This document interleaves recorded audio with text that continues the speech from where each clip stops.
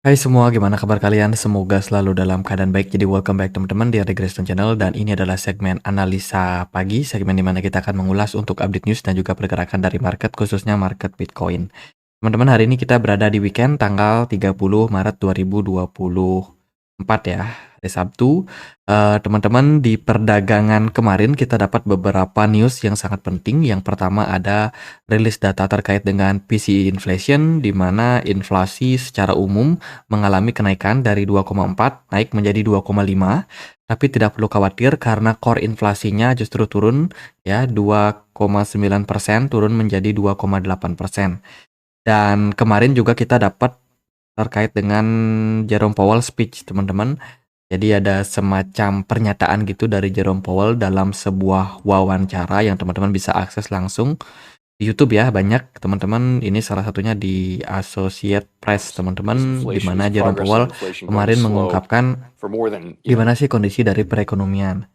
Nah, secara poin-poinnya ini aku dapat dari Baron, teman-teman, terkait dengan conversation atau percakapan dari wawancara yang dilakukan oleh Jerome Powell ya.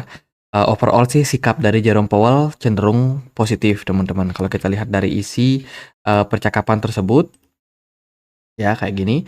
Jadi pikiran pertama Jerome Powell ketika dia melihat laporan inflasi PCE bulan Februari pada Jumat pagi adalah, teman-teman, inflasi inti tidak termasuk harga pangan itu naik sekitar 2,8, naik dari 2,8% ya, naik menjadi 2,9 tadi ya, untuk basisnya, dan ini bisa dibilang sesuai dengan ekspektasi dari Jerome Powell. Teman-teman, Powell meminta perhatian pada angka inflasi yang sangat tinggi pada bulan Januari dan Februari yang lebih rendah. Angka ini tidak terendah sebagian besar pasar, teman-teman. Dan menurut dia ini bagus ya, eh, dan dapat dilanjutkan ke depannya, teman-teman. Dan juga masih memperkirakan bahwa inflasi akan turun sampai 2%. Jadi ingat, Jerome Powell punya target di mana PCE inflation yang core-nya, teman-teman. Jadi core-nya kan sekarang ada di 2,8, teman-teman. Nah, ini harus turun sampai 2,0. Jadi harus turun sampai 2% sesuai dengan target Jerome Powell, baru setelahnya bisa melakukan pivot atau penurunan suku bunga. Waktu penurunan suku bunga tergantung pada data. Kami melihat tidak tepat jika memulai menurunkan suku bunga pada periode saat ini ya, karena inflasi juga masih belum turun sampai 2%. Seraya mencatat bahwa kepercayaan tersebut akan turun menjadi 2% secara berkelanjutan. Perekonomian Amerika Serikat tumbuh dengan kecepatan yang solid dan pasar tenaga kerja masih tangguh. Ini memberikan kesempatan bagi Fed untuk meluangkan waktu, mendapatkan keyakinan tambahan bahwa inflasi sedang mereda, dan juga sebelum mengambil langkah penting selanjutnya terkait dengan penurunan suku bunga. Jadi pada wawancara kemarin intinya Jerome Powell tidak ada indikasi hawkish lagi, tidak ada niatan untuk menaikkan suku bunganya lagi karena dirasa memang inflasi sudah berhasil diredam, teman-teman, dan tentunya ini bisa menjadi sebuah sentimen yang bagus. Lalu gimana nih kondisi dari perbankan di Amerika Serikat? Nah, meskipun banyak pihak yang mengkhawatirkan akan adanya resesi, namun Jerome Powell melihat bahwa secara umum bank di Amerika Serikat itu masih positif. Meskipun ada kekhawatiran bahwa kerugian dari market real estate atau properti ya, teman-teman, itu akan berdampak pada bank-bank kecil dan juga regional.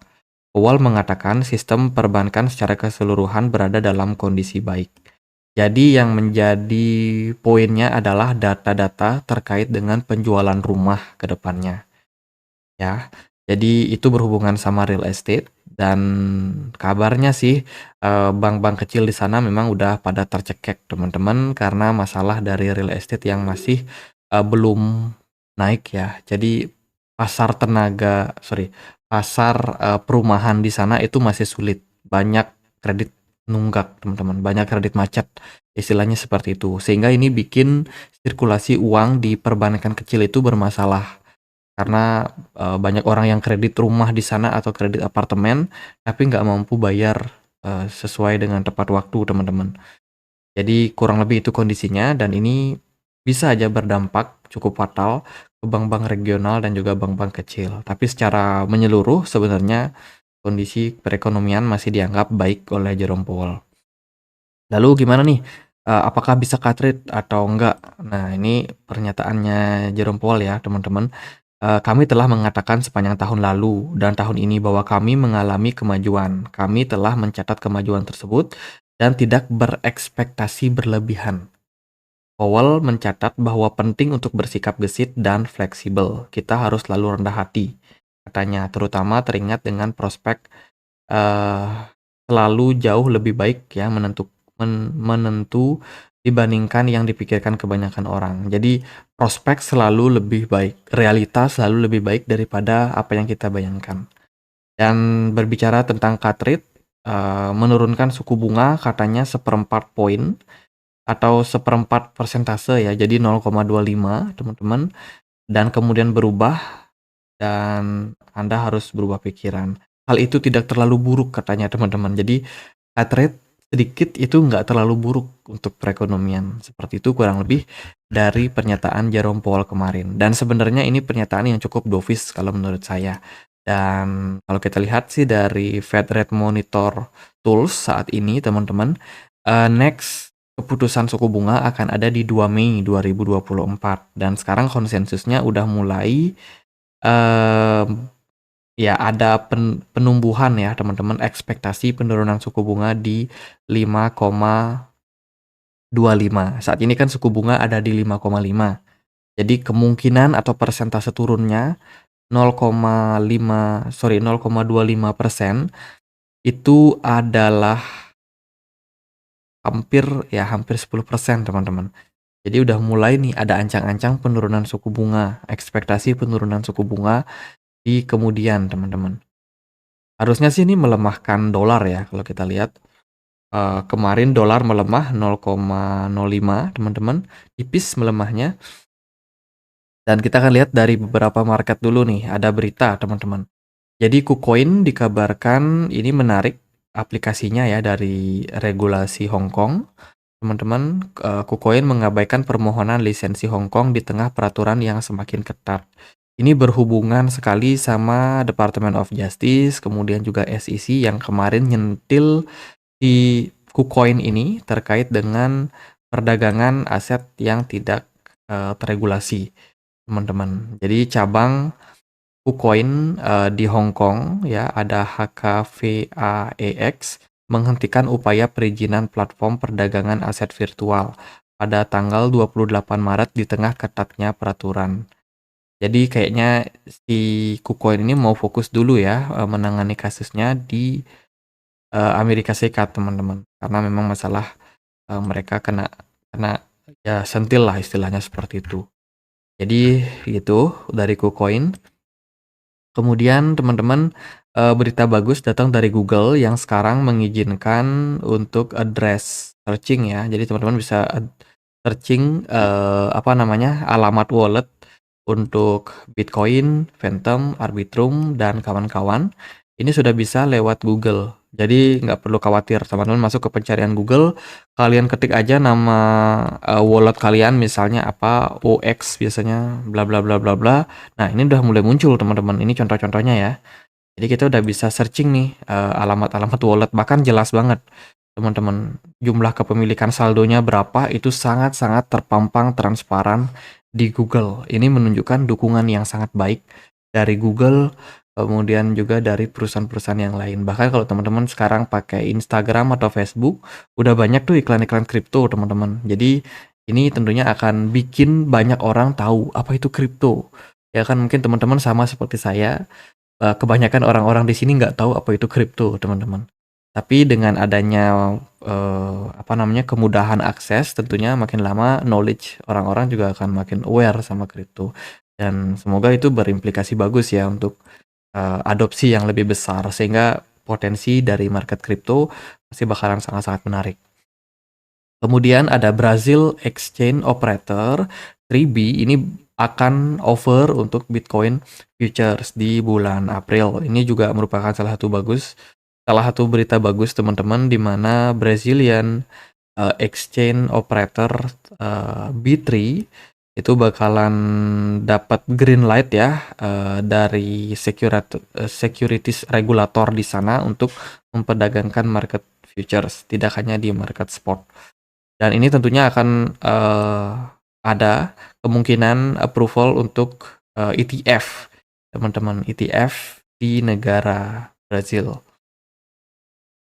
Wow, ini berita bagus. Kemudian juga datang dari sebuah postingan di CryptoQuant terkait dengan adanya deposit cukup besar sebanyak 1,4 billion USDC yang baru aja didepositkan ke Coinbase. Kalau kalian perhatikan chartnya ya, ini kan biasa nih standar. Nah, ini tiang panjang teman-teman. Ada deposit yang sangat besar masuk ke Coinbase ya dengan stablecoin USDC. Wah, ini berita yang diharapkan pumping untuk market teman-teman. Tapi ya belum. Jadi ini kayaknya masih kayak top up dulu nih ngumpulin dana. Ada Wheels yang melakukan hal tersebut. Kemudian berita yang lain teman-teman datang dari Solana. Solana akan memperkenalkan Sonic, sebuah rantai Solana virtual mesin modular pertama yang dibangun untuk memungkinkan ekonomi permainan berdaulat di Solana. Pengembangan kecepatan Solana dengan kemajuan penyesuaian rollup khusus game. Sonic akan meluncurkan ribuan game di Web3. Salah satu proyek yang bisa teman-teman pantau ke depannya. Ya, proyek bernama Sony. Kayaknya ini juga bakalan jadi koin modular pertama di jaringan Solana.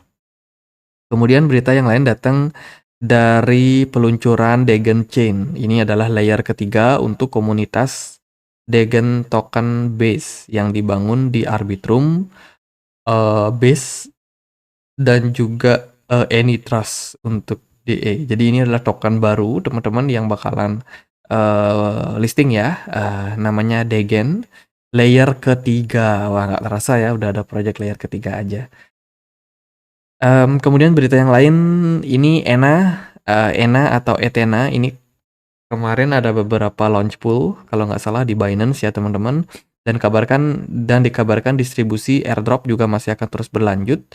Ini sampai di 2 April.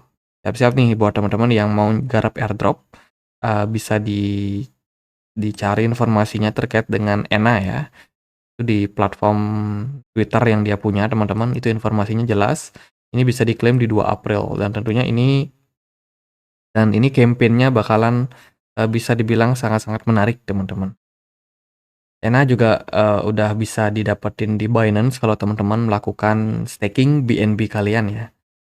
Ini token baru dengan komposisi alokasi koin yang juga cukup merata sih menurut saya. Oke, next time mungkin kita bahas tokennya. Sekarang kita lihat Bitcoin-nya dulu nih. Bitcoin dan kawan-kawan kemarin agak tertekan ya.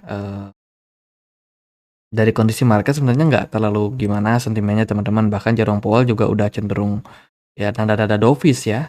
Dan Bitcoin so far kemarin terkoreksi sekitar 1,6%, ditunjang sama BTC Dominance yang kemarin juga koreksi 1,13%. Ya, beberapa altcoin kemarin rally teman-teman, ada Litecoin naik 12%, ya, Celestia naik 7%, dan koin-koin lain terkoreksi, Manta terkoreksi 5%, Injective turun 4%, GRT dan kawan-kawan juga koreksi ya. Jadi ya rata-rata market altcoin kemarin pada koreksi, tapi ada beberapa koin yang justru melawan arus. Dari pergerakan Bitcoin di time frame daily overall masih bagus, volume perdagangan masih kuat, smart money juga masih cenderung oke di market, nggak ada terlalu masalah teman-teman. Kalau kita lihat di time frame 4 jam mungkin ya kelihatan ya agak menurun posisi smart money-nya pada market. Kemudian ditunjang sama RSI yang juga cenderung mengalami penurunan. Jadi untuk saat ini posisi market masih cenderung korektif dengan pergerakan sideways antara range $73 sampai dengan $59. Jadi masih sideways di area-area tersebut teman-teman, dan belum ada indikasi pembalikan arah atau penurunan yang terjadi secara signifikan pada market. Jadi kesimpulan saya sih sementara masih aman. Kalau kita lihat di time frame weekly juga ya Pembentukan candle-nya juga masih cenderung bagus, teman-teman. Jadi belum ada indikasi-indikasi dump atau crash yang berpotensi pada market sih. Jadi masih koreksi wajar istilahnya seperti itu. Kemarin gold juga menguat ya teman-teman. Ini gold naik terus nih dalam beberapa waktu. Kemarin naik sekitar 1,7%. Menyambut baik berita dari PCE dan juga pidato Jerome Powell. Untuk Bitcoin-nya ya paling gitu aja teman-teman, dan gitu aja deh video kali ini. Semoga bisa bermanfaat buat kalian. Happy weekend, jangan panik, jangan selalu lihat market juga teman-teman. Biasanya memang di bulan Maret itu ya perusahaan-perusahaan besar itu kan pada closing ya biasanya. Karena mereka harus menyampaikan laporan kuartalan. Jadi kuartal pertama itu berakhir di bulan Maret. Tentu saja perusahaan-perusahaan akan melakukan pembukuan. Biasanya wajar untuk melakukan taking profit. Teman-teman dicatat tuh berapa mereka profit di kuartal pertama. Kemudian mereka akan reinvest kembali di market teman-teman untuk kuartal keduanya. Jadi kalau lihat market lesu kayak gini udah nggak harus khawatir. Teman, jadi itu adalah hal yang cukup wajar yang terjadi di kuartal pertama market. Ya, next di bulan April kita akan masuk kuartal kedua. Atmosfer market akan baru lagi teman-teman, dan tentunya siap-siap dengan pergerakan yang lebih bergairah. Itu aja paling buat pembahasan kali ini ya. Jadi kita juga punya komunitas diskusi di Telegram, tempat aku untuk update berita-berita terbaru tentang market kripto. Bagi teman-teman yang mau join, linknya ada di kolom deskripsi video ini. Gitu aja. Akhir kata saya Andre, makasih.